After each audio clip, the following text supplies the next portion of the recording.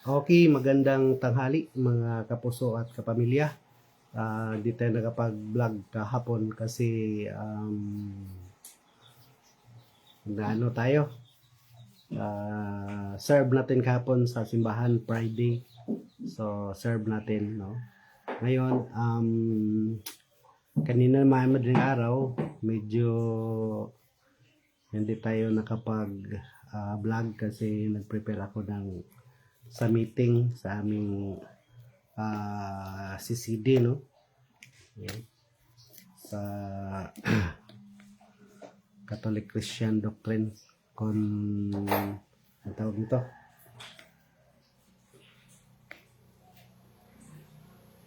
Confraternity.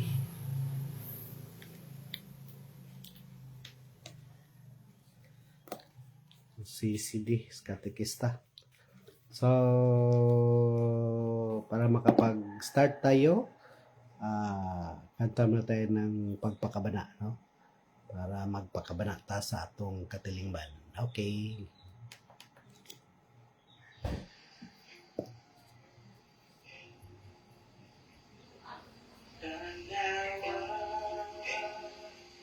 Ang kadalanan,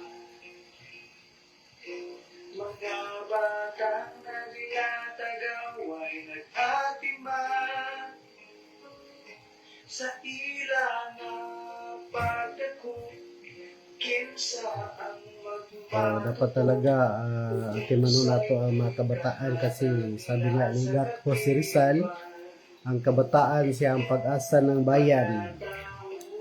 Kaya turuan natin ng maganda.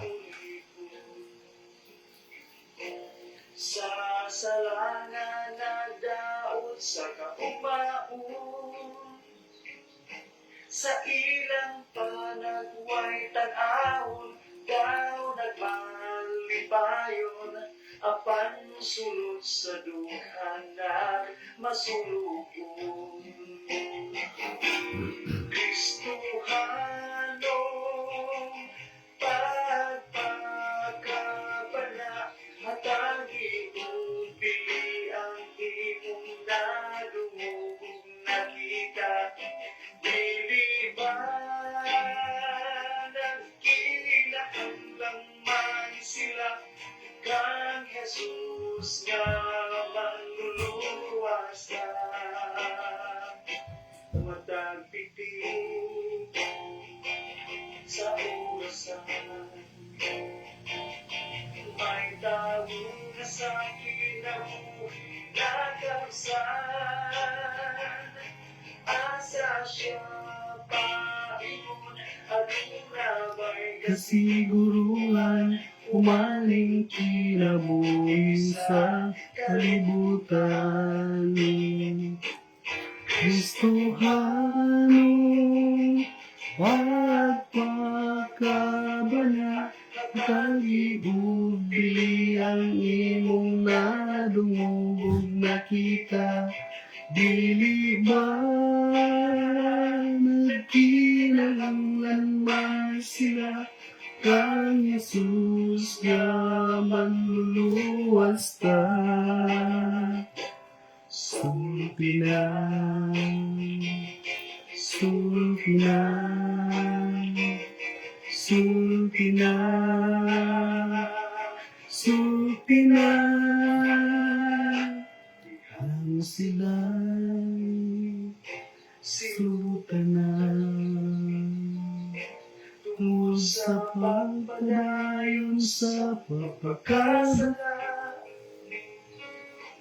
kunyari ay ang hinungdan, wala sila masuginlan, at uwangan sa Diyos kinsay kanila. Kristohanong pagpakabana, hatagi mong pili ang imong nadungog nakita. Dili ba nagkinahanglan man sila kang Jesus nga manluluwas na? Sulti na, sulti na, sulti na, sulti na.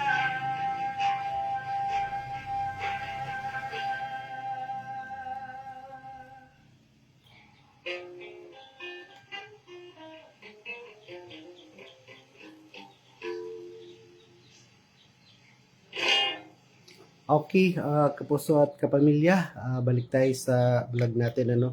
So, natapos tayo sa ating vlog nung nakaraan doon sa struktura tayo ng CPP and PNDF, which is namugna no natatag noong April 24, 1973 no, itong National Democratic Front na pinamumunuan ng isang pari no. So doon natin no, nung nakaraan nasalaysay natin yung kung paano pinasok yung simbahan at tapos nagtapos tayo doon sa kabataan no, sa mga schools. So ngayon mayroon akong ipaparinig sa inyo na mensahe o yung interview ni General Victor Corpus, yung dating PNEF na nagrebilde tapos bumalik din sa serbisyo after nung sumurrender siya. So mga kapuso at kapamilya, bago tayo mag-start, magdasal muna tayo no, para ang banal na espiritu lagi tayong ginagabayan no. Lagi tayong ginagabayan ng banal na espiritu at ng ating anghel na Dila Guardia, no? Anghel na magbalantay. Okay, dasal muna tayo.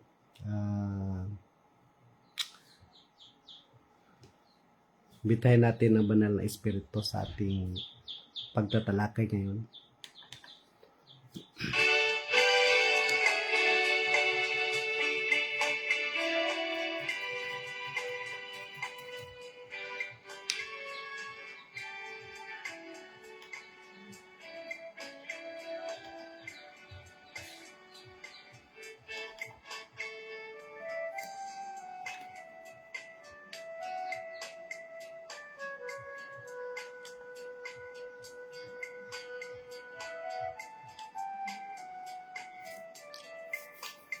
So, samahan og sanak og sa Espiritu Santo. Amen. O marika o Espiritu Santo, lamdagya nga among kaisipan, aron mailana mo ang kamaturan nga mao si Jesucristo. Inita sa imong gugma nga among kasing-kasing, aron mabati o butagad sa among isig katao. Linisi kami gikan sa among mga mangilad nga mga pagbati, o ipahilayo kanamo ang mga daotang tinguha nga makapukan sa kalinaw. Ginoo, himoa kami nga lagad sa imong kalinaw. Diin ang pagdumot dalita namo sa kadait. Diin ang pagdagmal balusan namo sa pasaylo. Diin ang katahap dasigo namo sa paglaom. Diin ang kangitngit banwagan namo sa kahayag. Diin ang kasub-anan upayo namo sa kalipay. O Diyos nung agalon, itugot nga dili namo ipalabi sa among tinguha nga kami lipayon kaysa paglipay, nga kami pagasabton kaysa pagsabot, nga kami higugmaon kaysa paghigugma, tungod kay diha sa paghatag kita makadawat, diha sa pagpasaylo kita mapasaylo, o diha sa pagkamatay kita mataw ngadto sa kinabuhing dayon. Amen. Sa ngalan sa Amahan o sa Anak o sa Espiritu Santo. Amen. Okay, mga kapuso at kapamilya, tuloy tayo sa ating balitaktakan dito sa talakayan natin sa Communist Party of the Philippines, no? So, nandito na tayo sa CPP, sa NDF, ng discussion natin sa National Democratic Front, no? At nagtapos tayo doon sa kung paano pinasok yung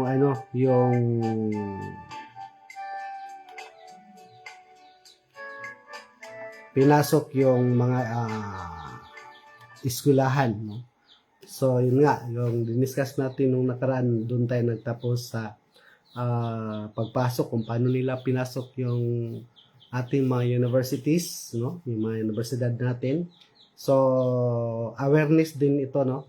Na kung meron tayong mga anak na nag-aaral sa kolehiyo, so tingnan natin yung paligid natin, kung mga mag-aaral, kung sino yung hindi matagal makatapos o matagal-tagal na nag-aaral diyan tapos walang plano gumraduate, no? Tapos matalino naman, no? So yan yung mga kadalasan mga organizer, yung tinatawag na yung lutang na sa Kilusan, no? Lutang, yung League of Filipino Student. Ito yung mga organizer, no? Tapos yun sila, yun ang membro sa Kabataang Makabayan regular. So yan yung nangre-recruit ng kabataan, no? So sa pamagitan ng recruitment nila, anong ginagamit nila? Kasi kung basta-basta lang na mag-recruit, siyempre ma-aware yung mga magulang, hindi papayag, no? Kung sasama-sama lang. So ang ginawa nila, yun, mag-organize yan sila ng Student Christian Movement, no? Is CM, no? So katulad nga nung sa Samar, yung sa estudyante doon na matalino, tapos yung mga magulang, yun yung sakyan nila eh. Yung matalino, tapos yung mga magulang lagi nag-away, tapos di makasuporta sa bata. So yung opera nila ng scholarship program nila. And then, so may kapalit yun, no? Ang kapalit nga nun doon sa Samar, siya yung pag nagrarally yung mga bayan muna, siya yung speaker. Ang kwento niya nga papasok, before sila magsalita sa entablado, sa pagsarali, pinapasok muna sila doon sa isang kwarto, sa ilang silid, tapos pinapakitaan ng mga government atrocities, lalo na sa sundalo. So, before sila magsalita, namumuuna yung galit sa puso nila. So, ganun ang nangyari, no? So, kaya, kung magsalita sila, aros talaga ang mga tao. Araw sila kasi, siyempre, dala sa emosyon. No? Dahil sa, sa tawag nito, sa injustice, no? Sa inustisya na nangyayari. So, ganun. So, mga kapuso at kapamilya, no? Shout out muna tayo sa aking kasamahan sa 26th Infantry Battalion. Dati, ito yung chief namin sa Civil Military Operation, sa I-7. Si Master Sergeant DC Villabilis, no? Gemini, no? Is watching. Hindi ko alam kung saan nakatira ito, baka sa Cagayan de Oro, kasi taga to sila eh. Nakarating kami doon sa barangay nila, doon sa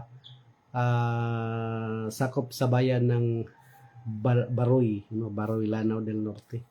So nakalimutan ko yung barangay nila, pero parang nakatira na ito sa Cagayan de Oro.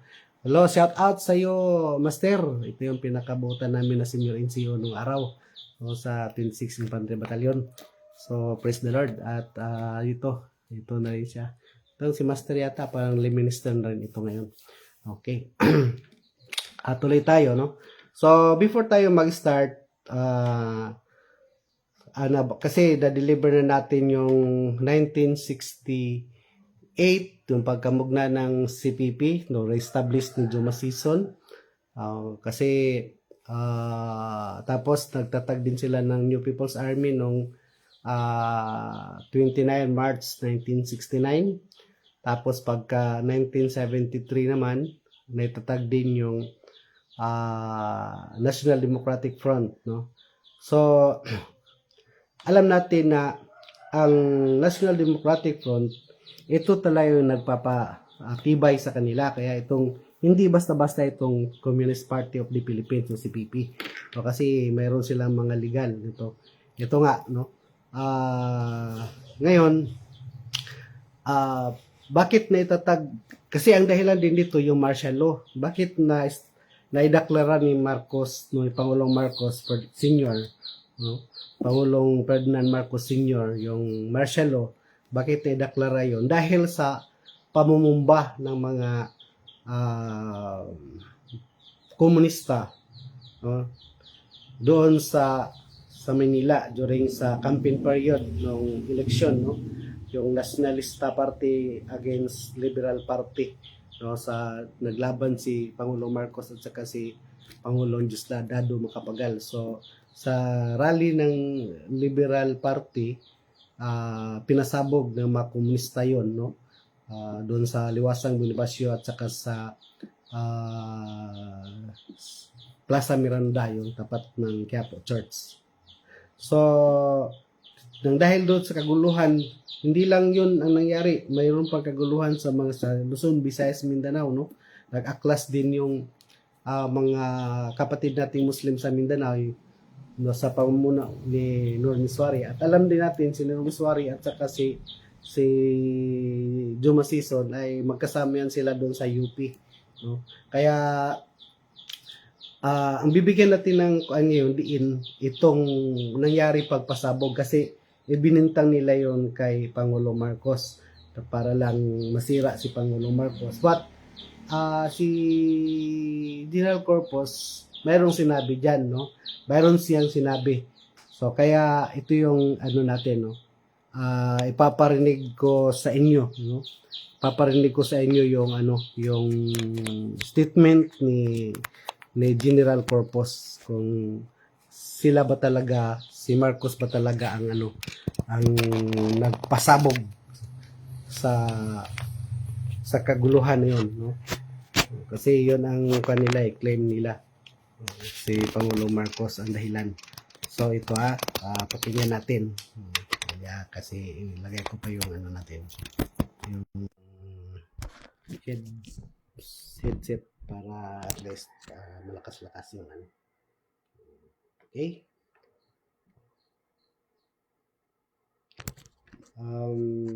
Pakinggan natin.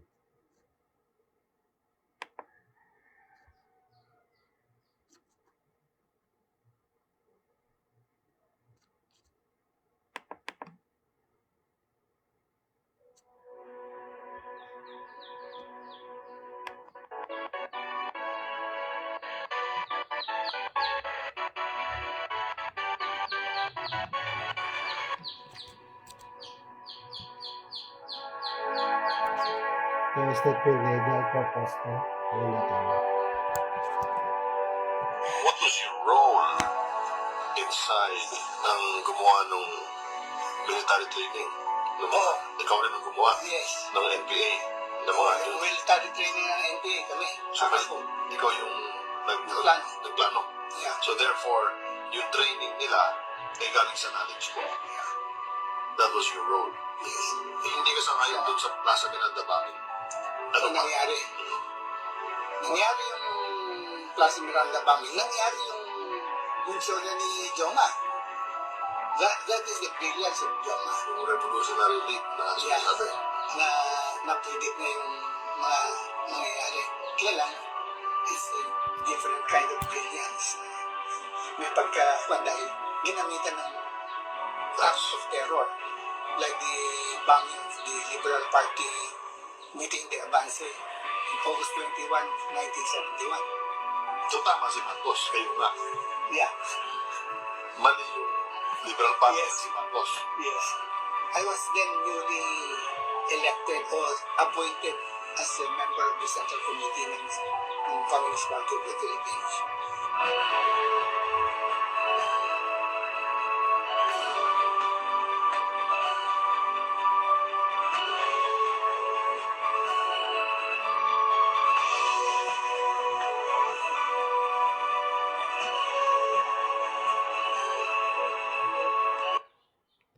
Okay? Narinig natin. Yun yung interview ni Kini Master kay kay General Victor Corpus, no? Alam natin na ito si General Corpus, ito rin yung I think kung hindi ako nagkamali, class 1968 or 69 sa sa parang 1968 yata o 69 sa PMA, no? Tapos ito yung nag-defect, lumusob doon sa PMA na nilimas yung mga barel noon. Siya yung naging trainer sa trainer ng mga NPA, no? CPP, NPA, NDF. siya yung ano, hanggang sa nung nangyari, yun nga, sinabi niya na ano, yung binintang nila noon kay Marcos na si Pangulong Marcos ang nagpapasabog doon sa Liberal Party meeting di Abansi noong August 21, 1971 ay si ano, ay si Pangulong Marcos. But ang totoo, ang mga komunista ang may gawa noon, no? Ang mga komunista para maibintang kay Pangulong Marcos. So dahil doon sa kaguluhan na yun, kasi parang lumaganap na talaga yung kaguluhan. So, nagdeklara ng martial law, no? Si Pangulong Marcos noong September 21, 1972. So, mga kapuso at kapamilya, yun yung statement ni General Corpus, no, narinig natin na yun ang dahilan, no? So, hindi pala talaga si Marcos, no, ang dahilan, no?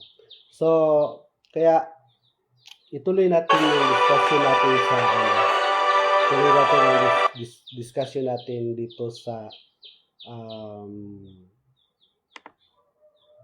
struktura ng CPP, NDF. Nasa NDF na tayo, sa legal portion, sa legal ng CPP. Kaya ano, sabi ko nga matibay itong CPP, NDF na yung pag-establish ni Juma Season, no? Yung Simra Season mas matibay. So, ito pa lang kabataan pa lang yung diniscuss natin. So, mga kapuso at kapamilya, ituloy natin yung discussion dito sa kabataan, no? So, yung mga out of school youth, meron din sila, no? Meron din silang ginawa, no? So, meron din kami nakuha doon sa Samar, sa Western Samar. Meron din kami nakuha na dati siyang nag-aral, tapos medyo hindi siya nakapagpatuloy sa pag-aaral kasi kapos sa budget, nagkaos din yung magulang. So hindi sila exempted. Bakit? Kasi yung mga out of school youth, mayroon din silang programa doon, no? Ang National Democratic Front. Kasi ito meron kaming sundalo na ngayon, na pinasundalo namin. Siya yung ginawang leader din ng kabataan na hindi nag-aaral. Under ng Kabataan para sa Demokratikong Nasyonalismo, Kadina, no? Kabataan para sa Demokratikong Nasyonalismo. So, Kadina. So, ito yung ginamit nila. So, yan sa mga kabataan, kaya hindi lang isang university ang tinarget, tsaka hindi lang yung mga kabataan na out of school youth ang kanilang na-recruit, na marami pa. Nung nasa Negros din kami, ganon din, no?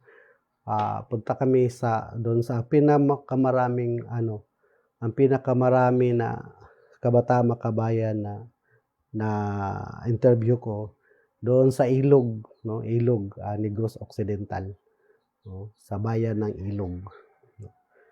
So maraming kabataan makabayan. Sa Negros halos mga kabataan noon na membro ng Kabataang Makabayan. Ito yung underground movement ng Kabataang Makabayan, no? Pagdating natin sa struktura sa barangay, masasalubong natin yan doon. Okay? Ngayon, aside sa kabataan, no, sa schools, so pinasok din nila yung manggagawa. Ito parang combination na yung ginawa nila.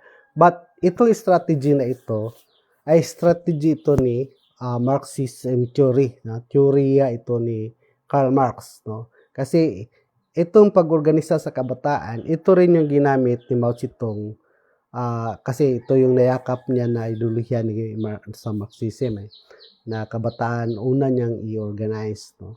Kaya dito in-apply din ni Juma Season, no? Kasi nga ito yung nakapag-aral doon ng komunismo kay Mao Zedong, sila no, sila Juma Season, no?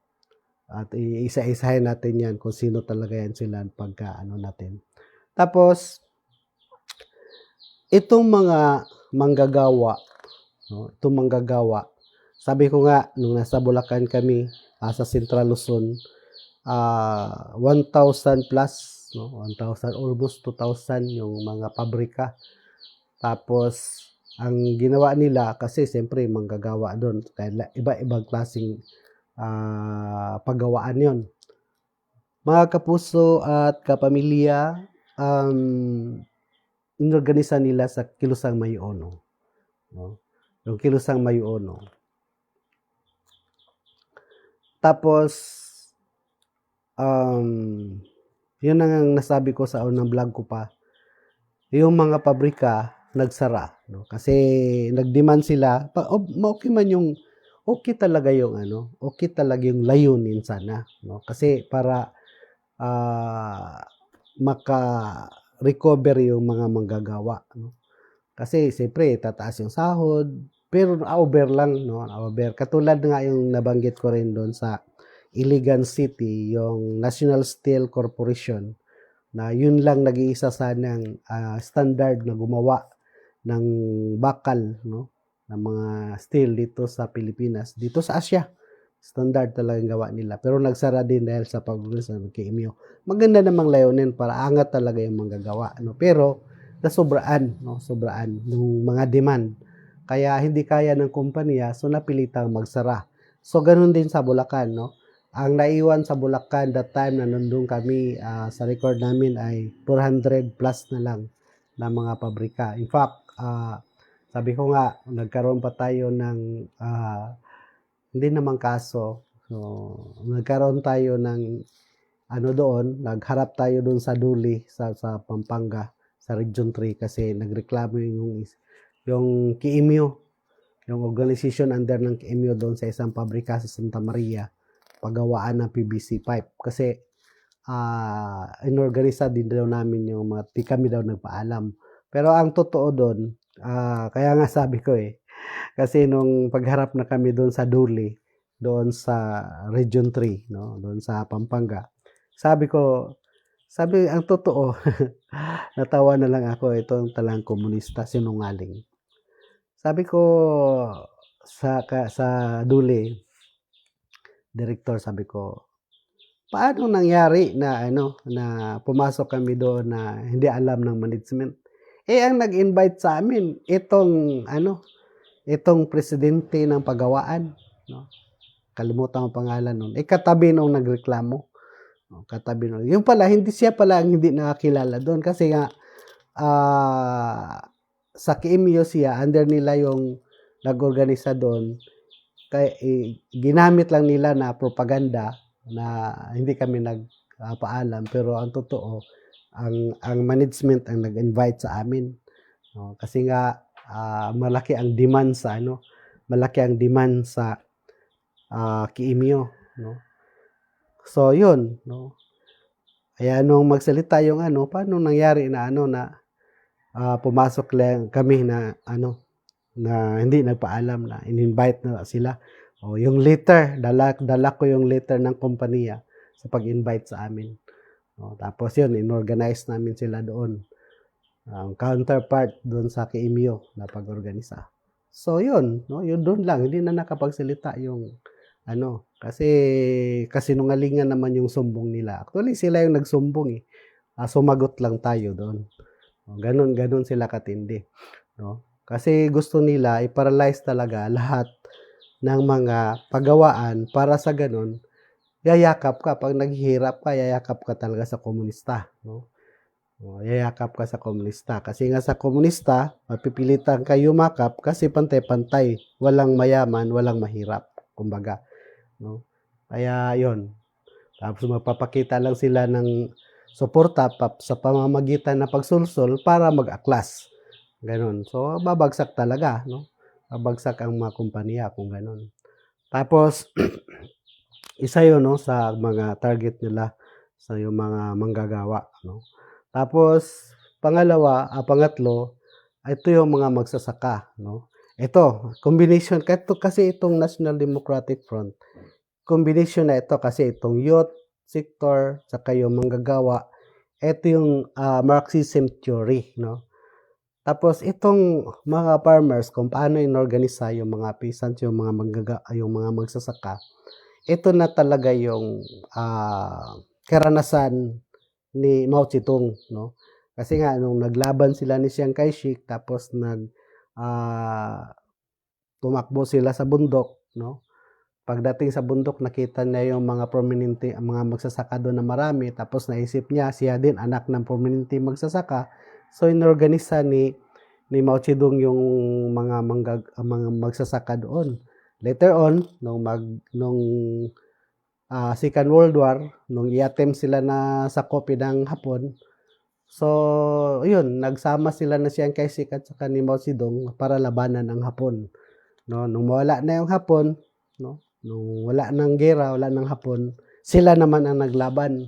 So sa daming mga kakampi ni Mao Zedong na mga magsasaka, no, so natalo si Chiang Kai-shek. Kaya si Chiang Kai-shek lumipat, no? Kasi itong Taiwan nga ngayon, probinsya talaga ng yan, ng China. So, yan noon, yan yung Formosa. Doon tumawid si Chiang Kai-shek. And then yun, no? Nag-liberate sila. Tatag sila ng kanilang sarili. Yun yung Taiwan ngayon. So, tatalo si Chiang Kai-shek that time kasi marami na nga yung naorganisa na manggagawa at saka farmers si Mao Zedong. So, yun, no? Yun yung Mao Zedong thought na na-adapt din ni Jose Marasison, kaya inorganisa niya lahat, no? Manggagawa at saka mga farmers, no? So, sabihin na natin na ang pinaka-front nila, legal front organization sa mga magsasaka, ito yung Kilusang Magbubukid ng Pilipinas, KMP, no? Sa KMP. Mga kapuso at kapamilya, ito yung discussion natin, no? I-discuss ko. Iulit ko lang kasi na-discuss ko na to noong last year. Mapapansin natin kaagad na may indikasyon na kaagad sa mga lugar natin na under ng mga Kilusang Magbubukid ng Pilipinas. Paano natin malaman? No? Katulad sa pag pumunta tayo sa Agusan del Sur. So, sa Agusan del Sur, mayroon silang tawag nito na Namasor, no? Nagiusang mag-uma sa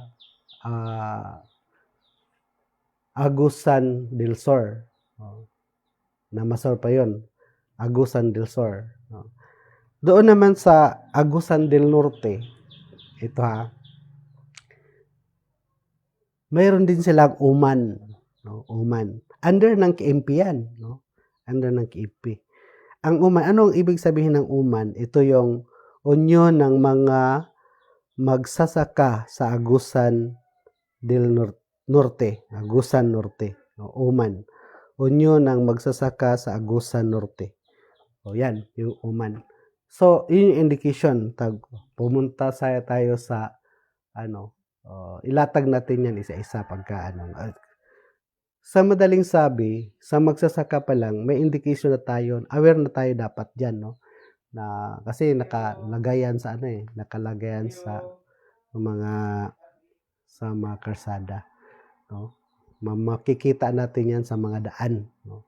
So, yun. Mga kapuso at kapamilya, hindi lang dyan nagtapos, mayroon ding inorganisa din nila yung mga magsasaka. Mangingisda, no? Mangingisda. Mga fisher folks, no? Mga fishermen. So, nung doon kami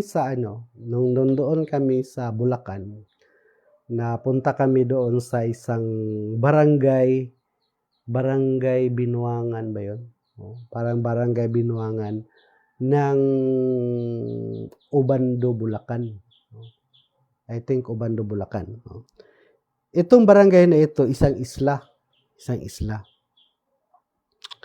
Napunta ako doon kasi pinadala ako doon dahil na kandun, isang detachment doon sa isla, Barangay Binuangan, na obiran, no? Sinalakay ng mga NPA na obiran, nakuhanan ng mga baril. So, alam niyo po ang nangyari. So,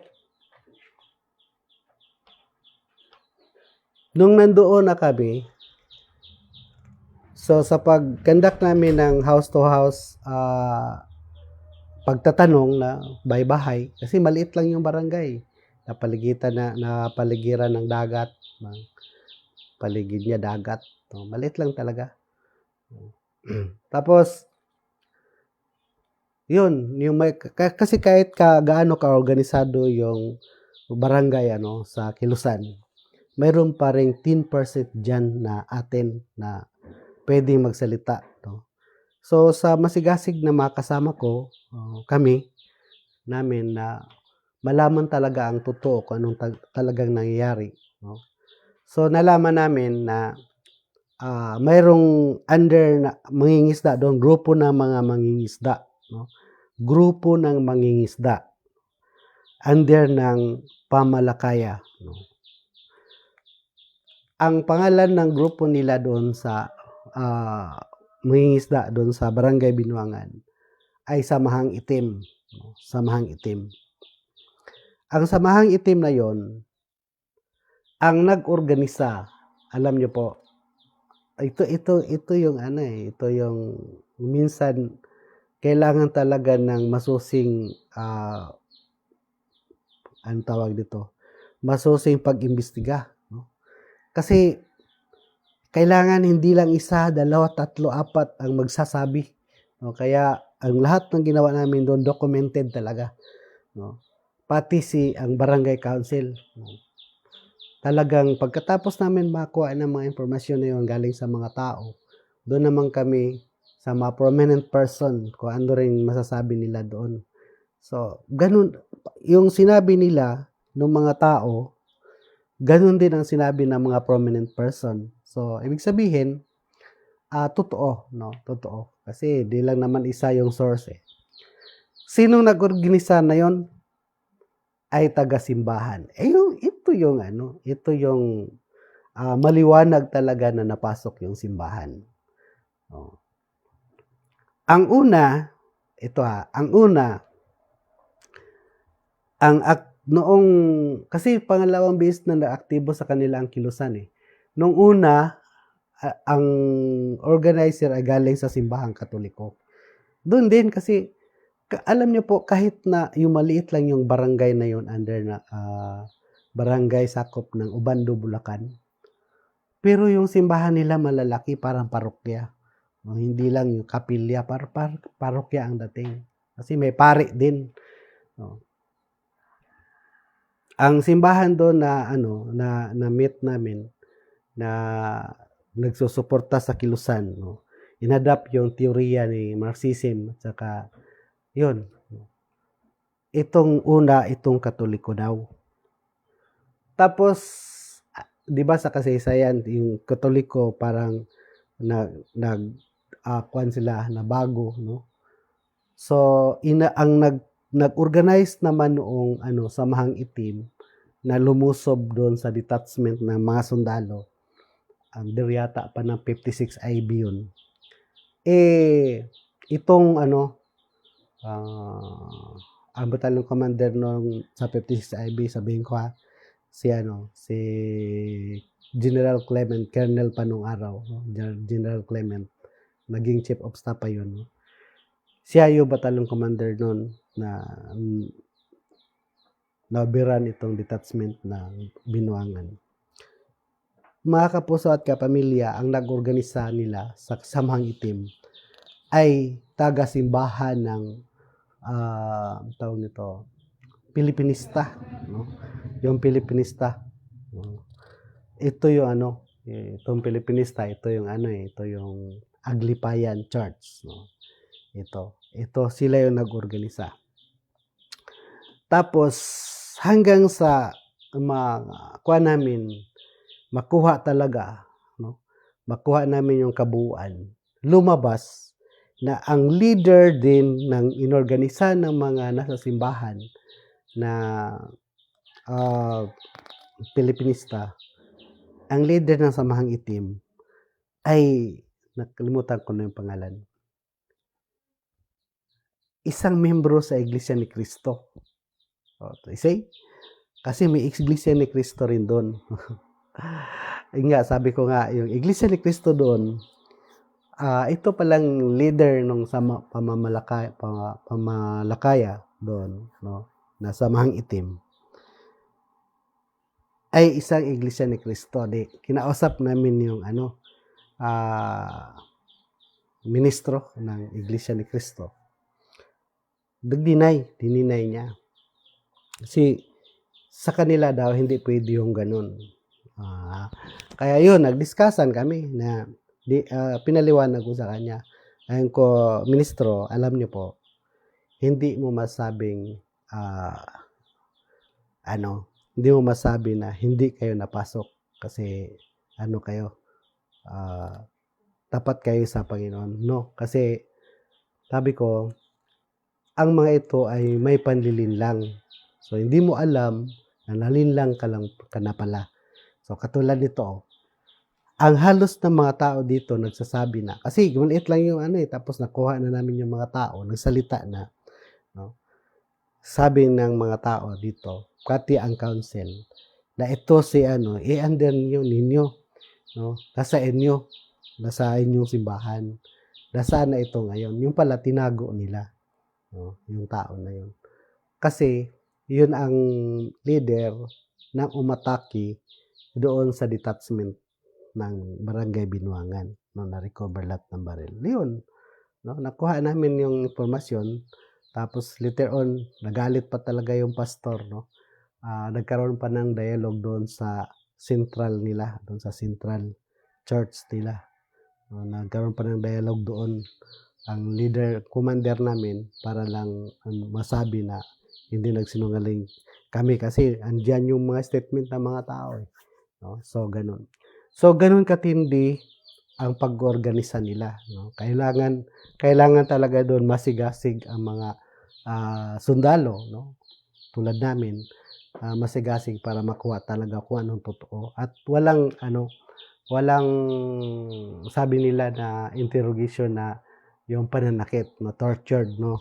Nakuha namin yung through dialogue hanggang sa magsabi sila ng totoo kasi maganda naman yung pakikisama ng sundalo. Kung minsan kasi isa sa problema din natin yung mga sundalo, kaya dapat kaya tinuturo din namin sa mga tao kung anong dapat gawin nila sa mga sundalo, no. At yung mga sundalo rin tinuturoan namin para walang abuso walang abuso. Kasi pagka may abuso sa sundalo, yun na yung dahilan kung bakit magkakaroon ng problema. No? Kasi siyempre, magagalit yung mga tao. So, pag nagalit yung mga tao, so, ang mangyayari, magbubuo yan ng grupo para lusobin kayo, ganon. So, ganon ang nangyari doon sa Barangay Binuangan. So, hindi lang yan. Sa Negros din, sa Santa Catalina, Negros Oriental, pero may isang sitio doon sa poblasyon, sa barangay poblasyon, sa sitio Guba, na nabuo din yung under ng pamalakaya ng mga Fisher Fox. No, in fact, napigilan lang yun kasi ang nagsusuporta doon talagang sinusuportahan sila ng Sernet, no, yung pera na nakulimbat nila doon sa labas. No, sa sunod ipalabas natin yung iparinig ko sa inyo yung kung saan sila kumukuha ng pera, no. Kasi ito sila kasi katulad ng Sernet, kumukuha yung pera sa Europe, sa labas ng bansa, sa ibang bansa, no. Para lang ang dahilan nila na para sa mga mahihirap, naghihikaos, no? Pero ang totoo, support yan sa Kilusan. Kasi doon sa Negros, talagang na-break namin yung Sernet. No? Kasi ang Sernet ang sumusuporta sa inorganisa ng Anak Pawis doon na na isa sa inorganisa nila yung dito sa Sambuanguita. Ito yung tawag nito, Farmers Association, no? UKFAY, United Kalango Farmers Association, na sinuportahan ng Sernet, no? Dito doon din sa Santa Catalina, ganun din, no? Na sinuportahan din ng Sernet, no? Yung Fisher Fox na inorganisa nila.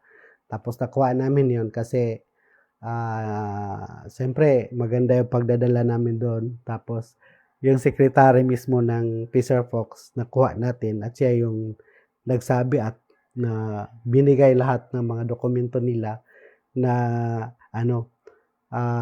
binigyan tayo ng kopya na nagpapatunay na ang sumusuporta sa kanila ay yung Sernet, no? So, yan. Ibigay natin yung kabuuan dyan sa sunod, no? Para ma-aware tayo, no? Kasi ito nga yung natin problema kasi nalinlang tayo, nalinlang, no? Palagi na lang tayo nalilinlang. Katulad ngayon, yung CCP, yung Chinese Communist Party, aagawin din yung natin, teritoryo. Ito yung natin, ito yung bakit tayo dapat dapat tayo maging handa, no? Mag-organisa ng barangay guerrilla unit against communism, no? Pananakop ng mga China, no? Na komunista, kasi mahirap pag nasakop tayo ng komunista. Alam natin ng komunista hindi naniniwala sa Diyos, no? Hindi naniniwala sa Diyos. Paano tayo may paniniwala pag nagkomunista tayo, no? So siyempre papatayin ka pag yun naman talaga ang mangyari pag pipilit mo yung paniniwala mo na sila ay hindi naniniwala, no? Ganon, no? Now, dito tayo sa panglima dito sa aking struktura, no? Church siguro nakuha na natin, deliver natin kung paano pinasok, no? Ang Kabataang Makabayan, pinasok ang simbahan, and then di ba yung ang naibigay ko nung nakaraang vlog natin, yung indication lang na sa mga pari na ito ay nakaakap sa komunista, no? Ito ay pinapasok lang sa simbahan, sa seminaryo, galing sa Kabataang Makabayan. Dahil pag sila nagwali, no, naghumili, ay panggagatong para magalit sa gobyerno ang mga taong nagsisimba. No? Yun ang radikal, no, na humilya. And unlike ngayon, halos karamihan na ngayon, medyo nagbago na kasi puro na talaga, puso. Puso.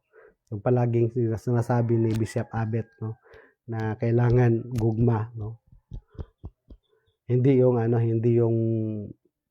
magagalit ka sa gobyerno, sa simbahan, hindi ganoon, no? Kailangan Christ-centered ang paghuhumilya, no?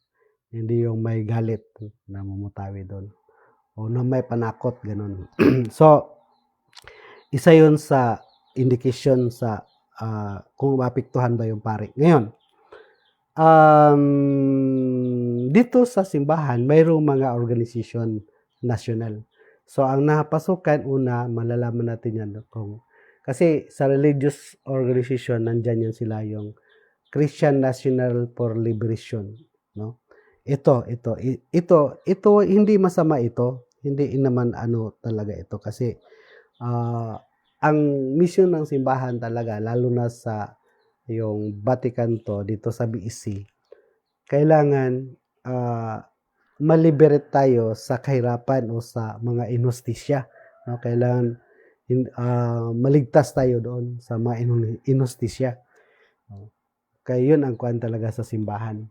Kasi kadalasan na nabiktima ng mga inustisya ay yung mga mahihirap, no? Kaya yun yung concern ng simbahan doon. Pero kailangan, kung mayroong mga na-affiliate dyan ng mga leader sa simbahan, tingnan natin anong background. Kasi ito yung ginagamit talaga rin nila na na prone sa mga tao, no? Sa paglaban, no? Ito yung mga radical ang approach, no? Ito yung Christian National for Liberation. Sabi ko, pwede naman yun, organisahin natin katulad ng BEC. No? Dati, sinakyan din yan, yung Jikiki pa doon sa Mindanao, yung Gagmay Kristohano Katilingban. Nasakyan din yan. Kaya nga noon, naalala ko nung sinabi ng isang taga San Fernando Bukidnon na pag nag-session sila sa Jikiki kasi doon una, Gagmay Kristanong Katilingban, papaligiran sila ng mga PC pa nung araw. Hinuhuli sila. Kasi alam niyo bakit? ang kanilang nagmamaniobra ng Jikiki during sa Biblia Ambit ay mga NPA na yung iba. Yung iba naman, mga aktivista. Siyempre, aktibo pa yung Republic Act 1700. Talagang mabubulabog talaga sila kasi ang pagpananalita doon sa kontra gobyerno eh. So yun, no, nanguhuli yung iba, yun ang sumbong, no. Kaya nung tayo na nandoon sa nasa simbahan tayo, yun naintindihan ko yun na at pinaintindi pa rin namin sa simbahan. Nagkaroon ng dialogue yun kaya naging okay. Naging okay na yung kasi nagkaroon na ng dialogue.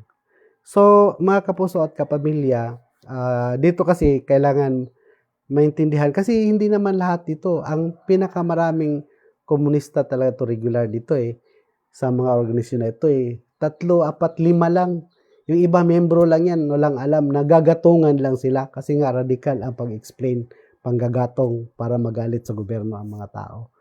Kasi nakikita din naman kasi ang pagkaabusuhan ng mga sundalo nung araw. Kaya ganun ang nangyayari. Tapos, isa sa indication din, pagka nakakita kayo kasi yung kadalasan, tinan mo yung mga madre, mga pari, magrally, dyan sa lansangan. Noon ngayon, wala ka na makita. Mayroon man, bihira na lang. Sa yung ma-area na lang talaga na nandyan yung kaguluhan. Okay. Andyan, isa sa banner na dinadala na nagrarally, yung PCPR, no?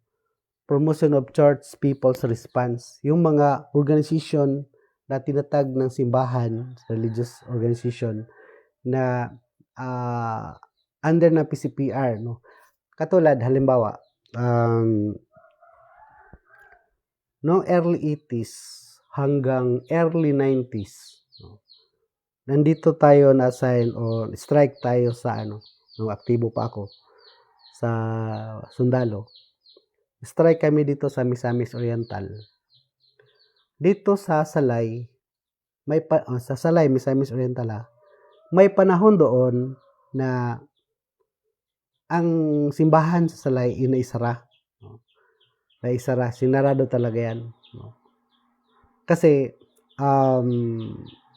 parang napasukan nga ng kabila. In fact, nung makarating kami doon sa Lantad, no? Sitio Lantad. Nakalimutan ko ng barangay yun yung Lantad naman, sakop sa Balingasag yun, Misamis Oriental. So, nakita namin doon, pagdating namin sa area, pero nahirapan kami makapasok doon kasi puro enkwentro ang nangyayari. Hindi kami makadapa kasi sinasabi nila may series of landmines. Yung pasabog. Pagdating namin doon, nakita namin yung kapilya mismo, pinugutan yung mga santo ng ulo. Isa yan sa indication na pinugutan yung mga santo doon nila sa kapilya. Wala ng ulo, pinugutan ng ulo. Tapos tinimbakan na nila ng mga mais. Ibig sabihin, mga tao doon talagang makakabila na. Alam nyo ba kung sinong nag-organisa doon? Later on, nalaman namin, isang pari. Isang pari. So, yun yun talagang totoo. Halos yun ang nag-aalsa doon sa Misamis Oriental. Yun, no? Nakapagpaalsa sa mga tao. Anong gamit niyang seminar? Sabi ko nga, panlilinlang ng komunista, grabe. No? Ang panlilinlang niya, itong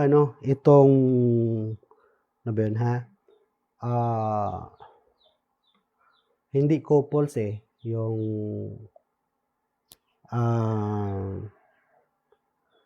nakalimutan ko. Maalala ko rin yan. Yun din ang ginamit na doon sa Negros, doon sa Hilaitan, sinabi ko, sa barangay Hilaitan under sa Gihulngan City. No? Yun din, yun ang pamaraan nila. Jikiki din ang ginamit, yung BEC ngayon, no? So yun yung pag-organisa nila, no? So ang gamit nga yung sa ano yung parang kursilyo yung CEC yung sa to. Basta ng ganun ng parang ang dating kursilyo pero doon sa mga kapilya ginanap. Kasi yung kursilyo sa parokya lang yan yung kursilyo nung araw. Pero yung nakalimutan ko yung pangalan ng seminar na yun. Yun yung talagang nag-organisa sa mga tao. So, ginamit ang simbahan. Grabe sila, no? So, yan. Tapos, yan. Tapos, kaya sabi ko, hindi tayo ligtas sa komunista kasi lahat pinasok nila. Tapos, okay, malapit na yung oras natin, no? Dito naman, maliban sa simbahan, pinasok din nila yung professional. Professional na yan, sabi nila. Kadalasan pa naman sasabihin ng mga tao, sir, kasi wala pinag-aralan yung kaya madaling nalinlang, no? Madaling nalinlang dahil walang pinag-aralan. Oy, wag ka, no? Hindi yan, no? Magaling ang kalaban, magaling ang komunista. Magaling, no? Tapos magaling yan sila magsinungaling. Tingnan mo ngayon, di ba? Ano ang ginawa ng China? Alam nyo ba? Yung ang ating mga Navy SEAL, alam mo yung mga Navy SEAL na yan. Elite forces yan, no? Elite forces. Yun ang pinakamatinding sundalo sa Navy. No? Kung sa Army pa yan, yun yung nasa Scout Ranger, yun yung mga elite forces. Ranger sa Navy, kumbaga yun. Yung mga Navy SEAL. Kung police pa yan, yan yung SAF, Special Action Force. See? Kung sa Army pa yan, yun yung Ranger. Navy SEAL, yung matindi na yan. No? Tingnan mo. Coast Guard ang kumana sa China. Civilian pa yan, Coast Guard di yan sundalo. Coast Guard. Ang mali lang sa atin doon, bakit pinadala yung Navy? Na civilian man yun. No? Tapos yung baril hindi pa nakadismantle, nakalagay lang sa kung may dala ka ng baril, dapat kuwan talaga. Lalaban ka, bisil pa naman yun. So, anong ginawa? Area pa natin yun anong ginawa ng China sa media, sa buong mundo. So, tayo ang tayo ang may kasalanan. So, ganun kalupit sa pagsisinungaling ang China. Yung mga inchik, ganun kalupit sila magsinungaling. Kasi nga, sabi nga ni Mao Zedong, anong sabi? Pag sinungaling ka, no, balik-balikin mo ng 10 bisis at ito ay magkatotoo. No? Oo nga. Yun ang talagang sabi ni Mao Zedong. Yun yung ginagaya ng China ngayon. Panlilin lang.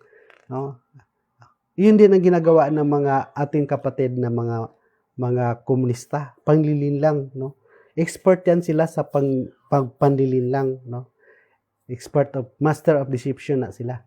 So kailangan talaga natin mag-ingat, no? Dito kasi itong papasok sa atin dito, agawin teritoryo natin ay mga inchik na komunista, no? Komunistang China. At alam natin nga ideolohiya ng mga NPA dito sa atin, ng CPP, NPA, NDF, ay galing sa kanila. No? Otherwise, hindi na magtagal ang labanan kung tutuusin kasi kaya nga hikayatin natin yung kapatid natin na mga nagrebelde na under ng Communist Party of the Philippines na bumalik na sa pamalat, magkaisa tayo para labanan sila. Pero kasi mahirap pagka gagamitin sila kasi komunista na yun sila no? At ang ideolohiya mahirap alisin. No? Kaya nga ang parang nailad lang yung sa gobyerno natin para pinagpirahan lang ng mga komunista. Kasi sa Negros, marami kaming kilala doon. Bumaba Sumurindir, kumbaga, binigyan ng 20,000. 20,000. Yung pasiuna lang yun. During sa pulong-pulong, binigyan. Tapos, bibigyan pa yan ng iba pang kamukat-mukat, ilang buwan lang, bumalik na naman sa taas. Pirin mo yan. At ngayon, nag-report na naman sa akin yung mga kaibigan ko sa Santa Catalina, yung mga kumpare natin doon. Yung mga sumrinder doon na binigyan ng pira, bumalik na naman sa NPA. Kasi ganun katindi yung ideolohiya ng komunista. Kasi ang ideolohiya nga nila, yung ang tawag nito, yung pantay-pantay. Ngayon, pagka sumurinder yan sila at parang naaapi na naman sila, ayaw nila ng pamapaapi kasi pantay-pantay nga eh. Oh. At nasanay na sila doon sa pananakot. Oh. Kaya, mabikil kunti, babalik sa kilusan. Marami dyan. Marami. Oh. Ang masaklap doon, naging kaibigan pa natin. Oh. Kasi siyempre, tiwala na tayo eh. Tapos kamukat mo at alam na natin na to anas kapik. Kasi ngayon na naman, nag-report na naman yung kumpare ko doon. Pare, pre, di ba sumurinder na yan, binigyan na ng magbagong buhay. Pero, ando na naman sa kabila. See? Yun ang mahirap doon. Kasi ganun katindi ang komunista. No? Ganun katindi ang komunista. Oh. Baka mangyari nga dito eh. Kaya pag hindi tayo magpakabana, no, mga kapuso at kapamilya, ang mangyari nito, simple na lang. No? Pagka komunista, sasakopin lang tayo, magmaman sa atin, Pilipino rin, Pilipino komunista, naman komunista na tayo. Nawala na yung paniniwala natin. Baka naman magkapantay-pantay. Yung mga mayaman dyan, sige, huwag kayong magpakabana para yung mga yaman nyo na pinaghirapan nyo, hahati-hatiin yan, pamigay doon sa kukunin ng gobyerno. Usually kasi ang patakaran ng komunista, no? Lahat ng ari-arian mo, kakamkami ng gobyerno yan, bibigyan ka lang ng 20% support sa pagkain mo araw-araw. See? 20% lang ibigay sa iyo lahat ng yaman mo. Kasi lahat parang i-consolidate nga eh. Yung tawag to, yung yaman ng komunista. Sino lang doon ang magfi-feel na kaya nga mayroon silang sinatawag na demokratikong sentralismo. Kung makita natin, kung si Juba Sison ng ideolohiya ng komunismo, ang party naman dito sa mga nasa politiko, ito ay national democracy ang nila. National democracy ang kanila. No? Yung komunista, habang hindi pa sila komunista, ang kanilang partido ay national democracy. Bakit? Kasi meron yan silang tinatawag na demokratikong sentralismo. Pag sinabing national democracy, nasudnon ba? Yung nasudnon na demokrasya. Ibig sabihin, yung demokrasya para lang sa mga leader. No? Kaya sa DIMSEN, demokratikong sentralismo, ang makakamit ng demokrasya, yung mga leader lang. Lahat tayo, sunod-sunuran sa kanila. So, bibigyan lang tayo ng 20% sa ating mga panginabuhi. No? Yung kakamkami nila lahat ng ari-arian mo, bigyan ka lang ng 20% sa ari-arian mo, monthly, para sa ganon, mayroon kang makain. No? Ganon. Ang kinin nila yan lahat, sentralismo nga eh. Lahat ng ari-arian mo, kamkami nila yan. Okay, wala na tayong oras. Patuloy natin ito bukas kung makapag-vlog tayo, no? Okay, bukas i-showdown din natin yung yung sinabi ni Jose Mara Sison, no? Kung ilang porsyento yung kanilang kukunin para sila ang magtagumpay at lumakas yung CPP, hindi basta-basta mabuwag. Okay, mga kapuso at kapamilya, kanta muna tayo, no? Kantahan ko na naman kayo ngayon ng Ayaw Kahadlok na huwag tayong matakot kasi wala silang Panginoon, tayo may Panginoon, tapos matakot tayo sa mga walang Panginoon. Huwag kayong matakot, no? Kaya ayaw kahadlok.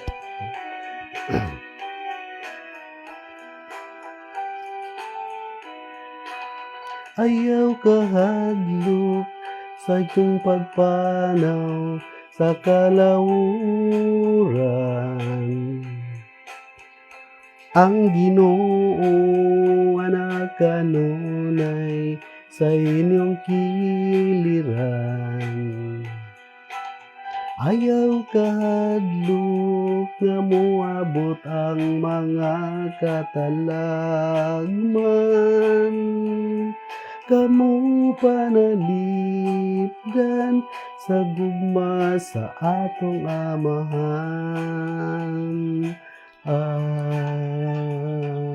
Kung inyong gitinguha ang inyong kalagaran, ang mga kaigsuunan, labi na ang mga hinikawan. Ngayon nga ligunon ninyo ang inyong baruganan, tungod kay dili lalim ang inyong nasudlanapan. Ayaw kahadlok sa inyong pagpanaw sa kalawuran. Ang Ginoo anak kanunay sa inyong kiliran. Ayaw kahadlok nga moabot ang mga katalagman. Kamu panalipdan sa gugma sa atong amahan. Kamu panalipdan sa gugma sa atong amahan. Okay, magdasal tayo para matapos na tayo sa araw na ito. Magdasal tayo, no?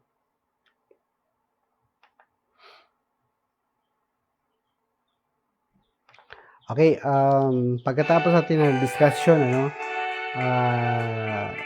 iano natin kung paano natin i-organisa yung ating mga barangay against Chinese invasion. So, para sa ganun, alam natin kung paano natin sila lalabanan, no? Lalaban talaga tayo kasi pag hindi tayo lumaban sa kanila, ay sigurado, no? Kasi tayo naniniwala sa Diyos, sila walang paniwala, no? Pero kung lalaban tayo ay gagabayan ng Panginoon kasi may paniwala man tayo, no? So, makapusot ka pamilya, yan natin talaga mag-organisa tayo para against Chinese invasion, no? Okay? Para sa pagtatapos, magdasal muna tayo, no? Para at least palagi tayong gabayan ng banal na Espiritu. Samahan o sana kung sa Espiritu Santo. Amen. Umarika o Espiritu Santo, lamdagi ang among kaisipan aron mailanamo ang kamatuoran nga mao sa Hesukristo. Inita sa imong gugma ang among kasing-kasing aron mobati o butagad sa among isig katao. Linisi kami ikan sa among mangilad nga mga pagbati o ipaylayo kanamo ang mga daotang tinguha nga makapukan sa kalinaw. Ginoo, himuha kami nga alagad sa imong kalinaw. Diin ang pagdumot dalita namo sa kadait. Diin ang pagdagmal balusan namo sa pasaylo. Diin ang katahap dasigon namo sa paglaom. Diin ang kangitngit banwagan namo sa kahayag. Diin ang kasub-anan upayo namo sa kalipay. O Diyos nung agalon, itogot nga dili namo ipalabi sa among tinguha. Kakami lipayon kay sa paglipay. Kakami pagasabton kay sa pagsabot. Kakami higugmaon kay sa paghigugma. Tungod kay diha sa paghatag kita makadawat, diha sa pagpasaylo kita mapasaylo, o diha sa pagkamatay kita mataw ngadto sa kinabuhing dayon. Amen. Sa ngalan sa Amahan o sa Anak o sa Espiritu Santo. Amen. Okay, shout out sa atong mga leaders sa Filipino Guerrilla Forces, sa atong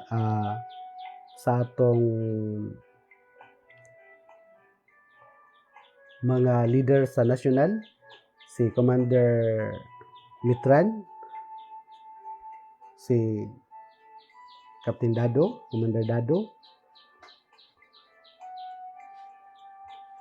si diri sa Region 7, sila Commander Flor de Lisa o si Commander Gasbari, no, dinhi sa Bohol, o sa tanan nga commander sa Barangay Guerrilla Forces o under sa Filipino Guerrilla Forces. Mayong hapon sa tanan, no, inaot nga padayon ta sa atong pag-organisya sa usa ka barangay, usa ka platon, no, sa isang platon sang leader, sang assistant, o tulo ka squad leader sa atong buhaton para atong madipinsahan atong kabataan o ang atong mga senior citizen, no. Okay, maayong hapon sa tanan. Bye bye.